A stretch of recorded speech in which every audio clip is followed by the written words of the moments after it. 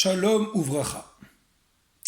Après que le rabbi a prononcé la sikha de Chafret Nissan, où le rabbi demande de tout faire, tout ce qui est en notre pouvoir pour faire venir le Mashiach, dans la parashat Tazria Metzora qui vient après, le rabbi demande qu'on étudie les sujets de Mashiach et de Géoula, les sujets du roi Mashiach, comment détecter le roi Mashiach, et de la délivrance de ce qui va se passer d'après la Torah, d'après la Halacha, etc.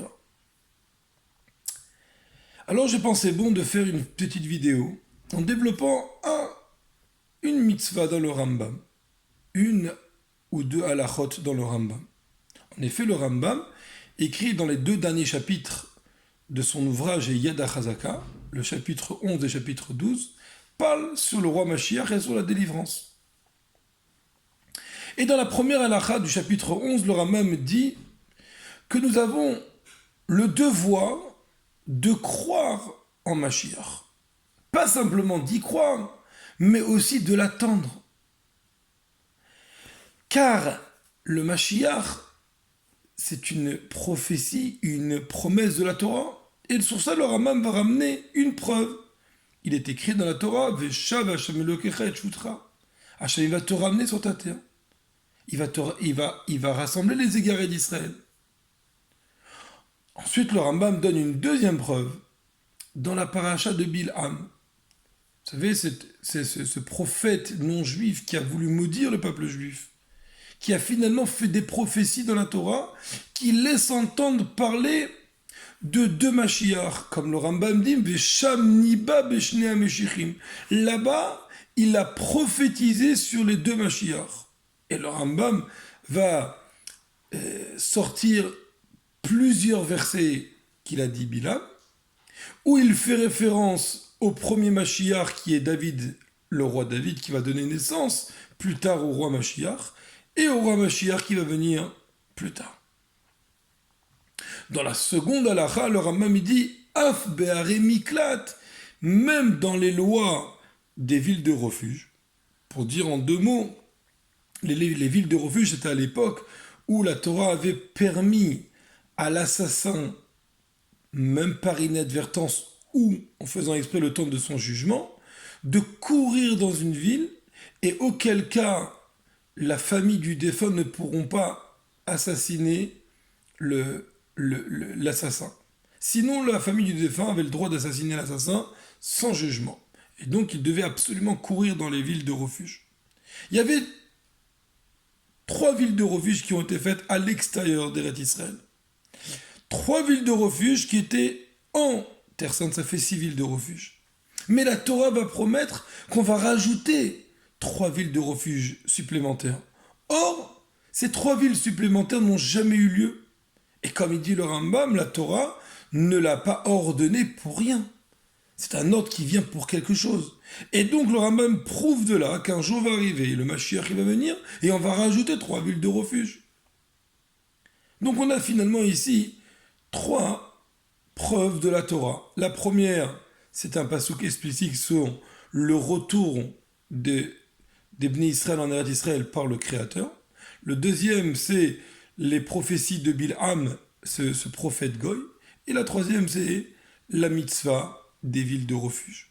Et bien sûr, on sait très bien que le Rambam se doit d'expliquer pourquoi autant de preuves sur une chose. Ça ne nous aurait pas suffi d'avoir une seule preuve, uniquement celle de Hachem, il va te faire revenir sur la terre, ou celle de Bilham, ou celle des villes de refuge. Pourquoi a-t-il besoin de rajouter? Surtout que c'est très étonnant, dans la première halakha, le Rambam y ramène 2 preuves, et après il fait une autre halakha pour amener la 3e preuve. Sur ça, le rabbi explique un point qui est extraordinaire.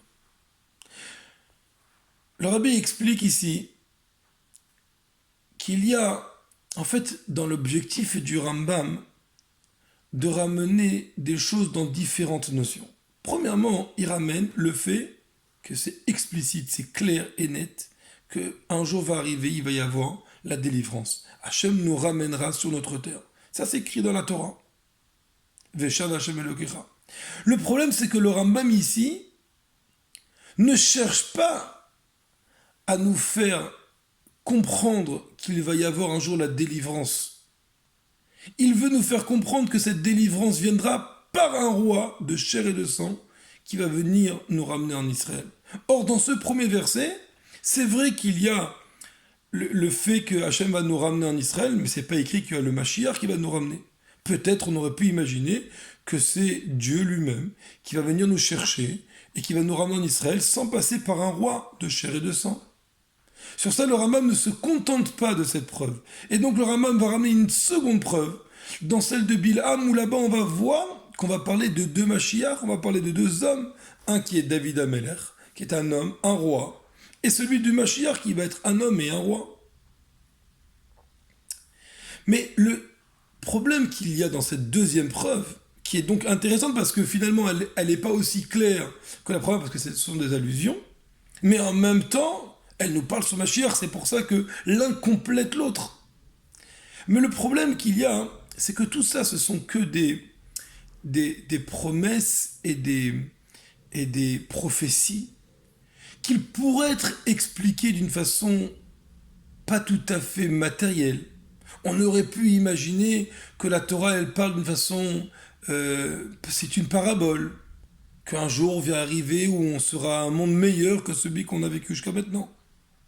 Et donc c'est pas forcément le Mashiach tel qu'on l'entend. C'est pas forcément, ça se traduit pas forcément dans les faits. Vous savez, il y a un exemple que je peux donner. Quand la Torah... Quand Hachem il envoie un prophète pour prophétiser quelque chose, cette prophétie peut être remise en question par le Créateur lui-même. Un exemple tout simple, le jour de Yom Kippour, on va voir que Yona Hanavi, le prophète Yona, va être envoyé par Dieu pour annoncer à la ville de Nineveh qu'ils vont être détruits à cause de leur comportement négatif. Et finalement, lorsque les gens de Nineveh apprennent la nouvelle et ils font tchouva, ils reviennent vers leur Créateur, Hachem annule son décret. Vous voyez qu'une prophétie peut être remise en doute. Et même si c'est vrai qu'une prophétie positive ne peut pas être remise en doute, c'est qu'après que le prophète ait verbalisé cette prophétie. Tant que le prophète ne l'a pas verbalisé, Hachem peut toujours, entre guillemets, regretter ce qu'il a dit et ne pas faire. Donc finalement, la prophétie, elle n'est pas quelque chose que fondamentalement ne peut pas être regretté. Par contre, il y a une autre chose qui est fondamentalement attachée à la véracité et jusqu'à ce qu'elle ne peut pas être changée, c'est la mitzvah. La Torah, elle nous promet que la mitzvah, c'est quelque chose qui ne peut pas être changé. Il y a 613 mitzvot, il n'y aura jamais 612 mitzvot, il n'y aura jamais 614 mitzvot. Il y a uniquement 613 mitzvot de la Torah. Les autres mitzvot, ce sont des rabbanan, mais des mitzvot de la Torah, il n'y en a que 613. Et donc le Rambam a trouvé bon de nous ramener une troisième preuve. Et en plus, il a mis dans une autre halakha pour nous montrer comment elle se distingue, pour nous montrer que la croyance en Mashiach n'est pas simplement un souhait de la Torah, n'est pas simplement une prophétie, mais c'est carrément une mitzvah, ça fait partie d'une condition d'une mitzvah. Et c'est pour ça que le Rambam ramène cette troisième preuve. Et maintenant on peut comprendre aussi un autre point un peu qu'on a besoin de comprendre. C'est pourquoi dans ces cas-là, cette mitzvah-là, on n'aurait pas pu choisir une autre mitzvah pour nous faire savoir à travers une mitzvah qu'il y aura Mashiach. Et le Rabbi explique ici que non. Il explique le Rabbi comme quoi la mitzvah d'Arémikla, des villes de refuge, est exactement la même chose que Mashiach. Parce que finalement, c'est quoi une ville de refuge? C'est quelque chose qui nous protège de quelqu'un qui voudrait nous tuer. Et bien l'exil, c'est le Yetzer Hara qui veut nous tuer. Parce que toute personne qui commet une faute, finalement, il est en train d'enlever de la vie. C'est une façon d'enlever un petit peu ou beaucoup, il enlève de la vie. Or, quand le Mashiach il va venir, il n'y aura plus de Yetzer Hara, il n'y aura plus de mauvais penchants qui pourront nous enlever la vie. Et donc, finalement, l'état d'âme qu'on sera au temps messianique, elle sera un état d'âme messianique, avec, comme dans une ville de refuge, où le Goël Adam, cet assassin, ce Yetzer Hara, ce mauvais penchant, ne pourra plus jamais nous attendre.